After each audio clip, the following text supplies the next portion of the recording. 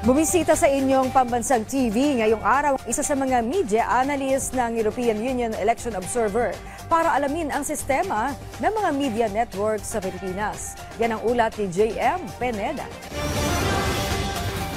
Pasado alas 10 kaninang umaga nang dumating sa People's Television Network ang isa sa mga media analyst ng European Union Election Observer na si Ivan Gotarski para makipagpulong kay PTV General Manager Attorney Robert Delier tungkol sa nagdaang hatol ng Bayan 2025. Misyon ni Gotarski na alamin ang sistema ng mga media network sa Pilipinas sa naging coverage o pagbabantay sa halalan. Inilatagan ng PTV ang naging proseso at kung gaano naging progresibo ang isinagawang integrated state media coverage kung saan nagsama-sama ang 5 puwersa ng mga state media para sa national and local election. Isa pa sa mga ipinagmalaki ng TV network ay ang malawak na pagbabalita dahil bawat state media ay may mga provincial stations at correspondent kaya walang butas sa mga balita nitong nagdaang eleksyon.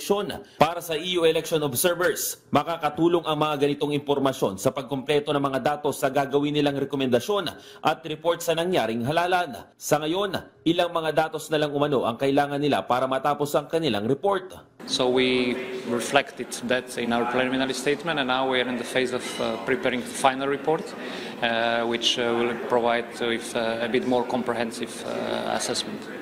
Magagamit rin umano ang mga impormasyon na nakuha nila sa mga media networks para sa pagpapaganda pa ng eleksyon sa bansa. Ayon pa sa EU election observers, kailangan magtuloy-tuloy ang pagpapabuti sa election process na umira sa Pilipinas. Importante umano na maipakita ang patas na labanan ng mga kandidato, malayang pamamahayag, pagrespeto sa karapatang pantao at pantay na election management. Isa nga ang media coverage sa magiging parte ng methodology na binubuo ng mga election observers. I'm glad that we had this opportunity because the part of the mission is also not only do our methodological perspective to monitor on a daily basis most important media outlets, because that gives us very clear understanding how the media are covering the campaign.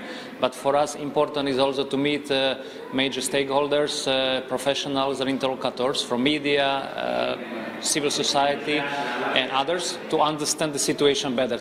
Abril nang magsimulang magbantay ang EU election observers sa Pilipinas para sa hatol ng Bayan 2025 at ito ang unang beses na isinagawa ito ng European Union sa bansa. Halos 200 mga observers ang ipinakalat ng EU kung saan galing pa sa iba't ibang bansa gaya ng Canada, Norway at Switzerland. Pagtapos ng 2 buwan, makokompleto ang final report ng EU election observers at dito makikita ang mga rekomendasyon na pwedeng gawin para sa mga darating panghalalan sa Pilipinas. J.M. Peneda para sa Pambansang TV sa Bagong Pilipinas.